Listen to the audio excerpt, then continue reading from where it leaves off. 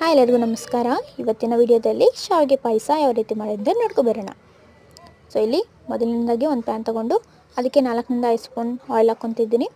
ಅದಾದ ನಂತರ 1/4 ಕಪ್ಪಷ್ಟು ಶಾವಿಗೆ ಹಾಕ್ಕೊತಿದ್ದೀನಿ. ಸೊ ಅದನ್ನ ಗೋಲ್ಡನ್ ಕಲರ್ ಬರೋವರೆಗೂ ಹುರ್ಕೊಳ್ಳೋಣ. ಸೊ ಈಗ ಗೋಲ್ಡನ್ ಕಲರ್ ಬಂದಾಗಿದೆ. ಹೀಗೆ 1 ಲೀಟರಷ್ಟು ನೀರನ್ನು ಹಾಕ್ಕೊತಿದ್ದೀನಿ.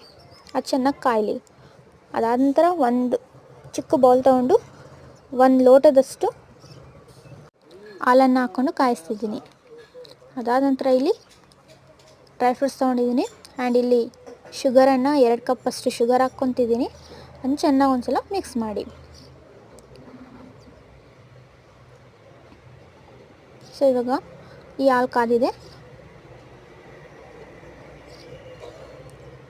ಈಗ ಒಂದು ಪ್ಯಾನ್ ತಗೊಂಡು ಅದಕ್ಕೆ 3 ಸ್ಪೂನಷ್ಟು ಆಯಿಲ್ ಹಾಕ್ಕೊಂಡು ಡ್ರೈ ಫ್ರೂಟ್ಸನ್ನು ಹುರ್ಕೊತಿದ್ದೀನಿ, ಅಂದರೆ ಫ್ರೈ ಮಾಡ್ಕೊತಿದ್ದೀನಿ. ಇದೆಲ್ಲ ಫ್ರೈ ಆಗಿದೆ. ಸೊ ಸೇಮಿಯಾ ಏನು ರೆಡಿ ಆಗ್ತಿದೆಯೋ ಅದಕ್ಕೆ ಹಾಕೋಣ. ಇದು ಚೆನ್ನಾಗಿ ಬೇಯಬೇಕು. ಅದಾದ ನಂತರ ಇವಾಗ ಒಂದ್ಸಲ ಮಿಕ್ಸ್ ಕೊಡಿ. ಅದಾದ ನಂತರ ಕಾಯಿಸಿರೋ ಹಾಲನ್ನು ಹಾಕ್ಬಿಡಿ. So payasa is ready. Taste ನೋಡಿ ಹೇಗಿದೆ ಅಂತ. Thank you.